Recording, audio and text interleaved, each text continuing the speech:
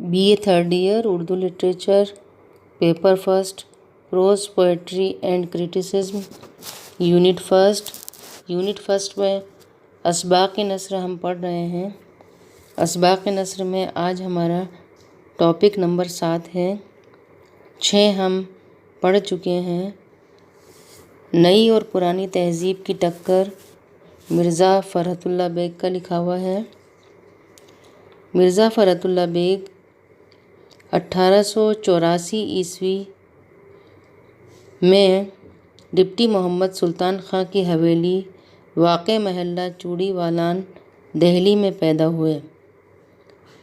ابتدائی تعلیم گھر پر ہی ہوئی اور بسم اللہ ہوتے ہی قرآن پاک پڑھانے اور زبان اور ابتدائی دینی مسائل سکھانے کے لیے ایک حافظ قاسم رضا صاحب مقرر ہو گئے۔ کچھ بڑے ہوئے تو شاہ جی کے چھتے کے پرائمری مدرسے میں داخل ہوئے اور بہت جلد اپنی غیر معمولی ذہانت اور پڑھنے لکھنے کے شوق کی وجہ سے اپنے ہمجولیوں میں ممتاز ہو گئے۔ یہاں سے فارغ ہوئے تو امتحان میں نمایاں کامیابی حاصل کرنے کی وجہ سے آئندہ تعلیم کے لیے وظیفے کے مستحق قرار پائے۔ کشمیری دروازے کا مدرسہ اس زمانے میں درمیانی تعلیم کے لیے سب سے بہتر خیال کیا جاتا تھا۔ یہاں بڑے بڑے وسیع کمرے، کشادہ میدان اور پانی سے بھرے ہوئے حوض تھے اور قریب ہی شہر کی تاریخی فصیل تھی۔ ایسے ماحول کا بچوں کی ذہنی اور جسمانی صحت پر بہت اچھا اثر پڑتا ہے۔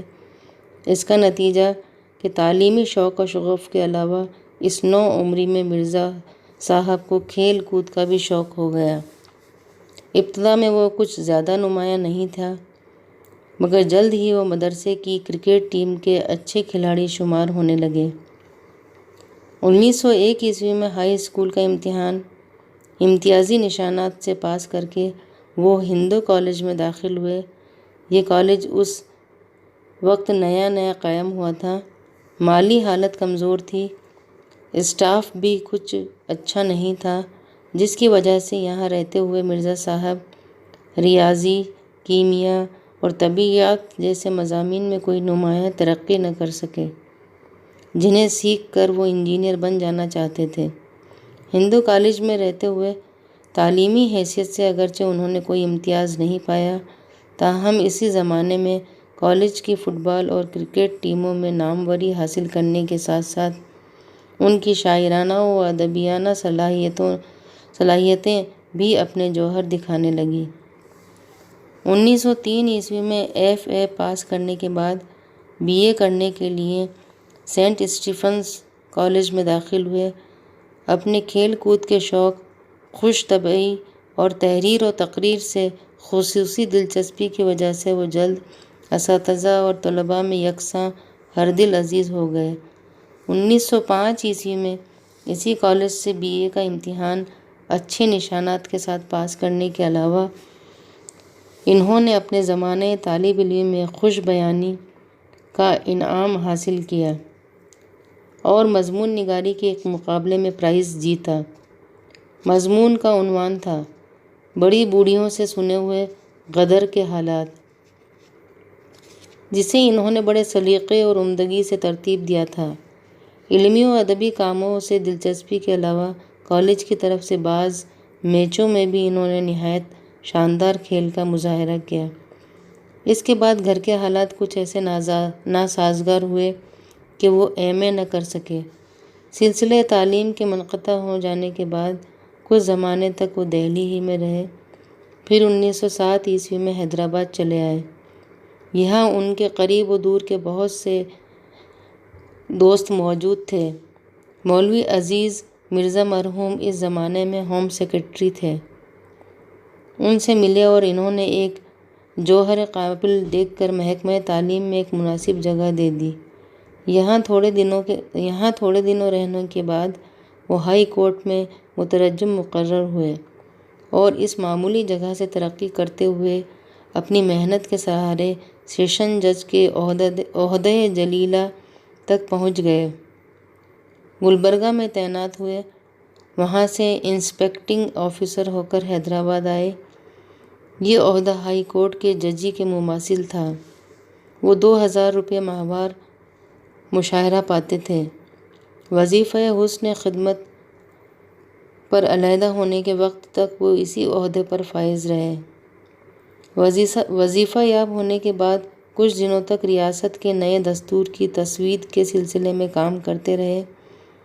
اس کے بعد پوری طرح علمی و ادبی مشاغل میں منہمک ہو گئے، جو ان کی زندگی کا سب سے دلچسپ اور اہم کام تھا۔ 27 اپریل 1947 کو صبح ہوتے انتقال فرمایا اور اسی شام کو آخری مذہبی رسوم عمل میں آئے اور انہیں الہی چمن کے تکیے میں سپرد خاک کر دیا۔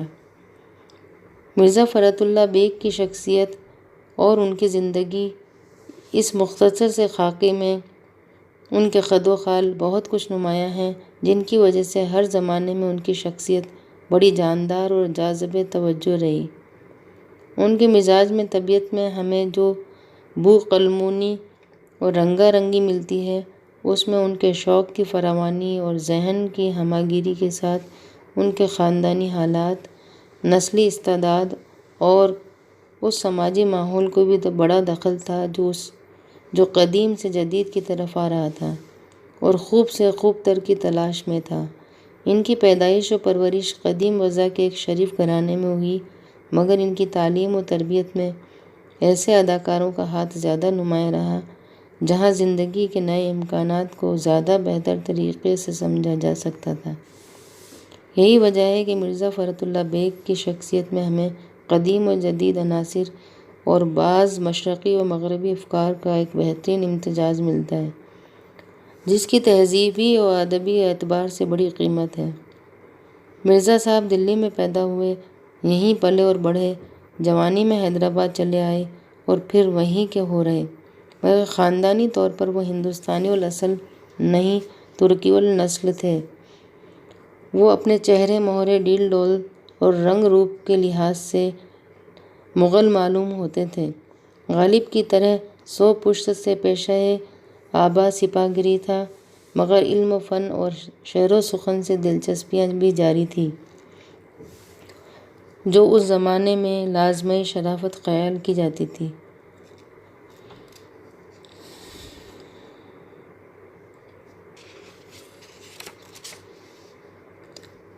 گپ شپ اور افسانہ ترازی کا شوق شروع ہی سے تھا۔ دوستوں کی محفل میں بیٹھتے تو وہ پھلجھڑیاں چھوڑتے کہ محفل باغ و بہار ہو جاتی۔ اسی کے ساتھ ذوق کتب بینی کا یہ عالم کہ جب کوئی اچھی سی کتاب مل جاتی تو سارے کام دھندے چھوٹ جاتے، مگر کتاب ہاتھ سے نہ چھوٹتی، اور لکھنے کی یہ کیفیت کہ چائے کی پیالی منہ سے لگی ہوئی ہے اور قلم کاغذ پر چل رہا ہے۔ اپنے فرائض منصبی کے سلسلے میں ان کی ذمہ داریاں بڑھتی رہیں، مگر شعر و ادب سے دلچسپی کا تار کبھی نہ ٹوٹا، اور ٹوٹا تو اس وقت جب موت کے فرشتے ان کی زندگی کا ورق الٹ دیا اور ان کے ہاتھ سے قلم چھین لیا۔ یوں تو مرزا صاحب ہر فن مولا تھے اور ان کی زندگی میں متنوع مشاغل اور گوناگون دلچسپیاں داخل تھیں۔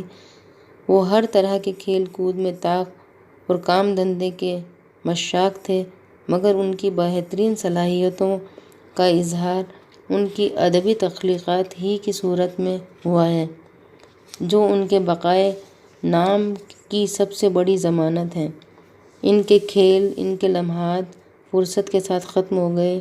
مقدمات کی فائلیں عدالت عالیہ کی الماریوں میں بند ہو گئیں۔ ان کی بنائی ہوئی تصویروں نے زیادہ سے زیادہ شیشے کے فریموں میں جگہ پائی، مگر ان کی تحریریں ایوان ادب کے وہ مرقع ہیں جن کی جگہ بے شمار انسانوں کے دماغوں اور دلوں میں ہے۔ مرزا صاحب کے مضامین و موضوعات کا دائرہ ہی ان کے کاروبار شوق کی طرح وسیع اور رنگا رنگ ہے۔ اصناف شعر میں انہوں نے نظم، غزل، قطع، رباعی اور ریاضتی سب کچھ ہی لکھا، اور نثر میں سیرت و سوانح، قصہ و افسانہ، تنقید و تاریخ، تہذیب و تمدن، سیاست و سماج، سفر و سیاحت، مضحکات و فقاہت، غرض انسانی زندگی کے قریب قریب ہر پہلو کو پہلو کو اپنے فکر و فن کا موضوع بنایا اور ان کی تصنیفات اپنی تعداد و شمار ہی کے لحاظ سے اپنے ادبی وزن و وقار کے اعتبار سے ہمارے ادب میں بڑا درجہ رکھتی ہیں، مگر ان کی جن تصانیف کو قبول عام کا درجہ حاصل ہوا اور جنہیں آج زباں زد کہا جا سکتا ہے، وہ دلی کا آخری یادگار مشاعرہ اور مولوی نذیر احمد کی کہانی کچھ میری کچھ ان کی زبانی، تیسری پھول والوں کی سیر۔ مرزا صاحب دلی والے تھے، دلی کی تہذیب اور زبان و ادب سے انہیں جو لگاؤ بلکہ عشق تھا، اس کا اظہار یادگار مشاعرے میں ہوا ہے، جو آخری دور کی دلی کی زبان، تہذیب اور ادب کا ایک ایسا جیتا جاگتا مرقع ہے جس سے زیادہ سچی اور اچھی تصویر اس زمانے کی ہمیں کہیں اور نہیں ملتی۔ اسی طرح مولوی نذیر احمد کی کہانی میں بھی ادیب شہیر کی ایک ایسی قلمی تصویر ہے جو اپنی نظیر آپ ہے۔ یہ اردو ادب میں مجاز لطیف، شوخی بیان اور حسن ظرافت کا بہترین نمونہ ہے، جسے ہم مرزا صاحب کے کمال فن کی معراج کہہ سکتے ہیں۔ مرزا صاحب کی تخلیق اردو زبان و ادب کی درجہ اول کی مزاحیہ تخلیقات میں سے ہے۔ اگر وہ اتنا کچھ نہ لکھتے اور صرف یہ کہانی لکھ دیتے، تب بھی ہمارے ادب میں ان کی شہرت عام بقائے دوام کی ضمانت ہوتی۔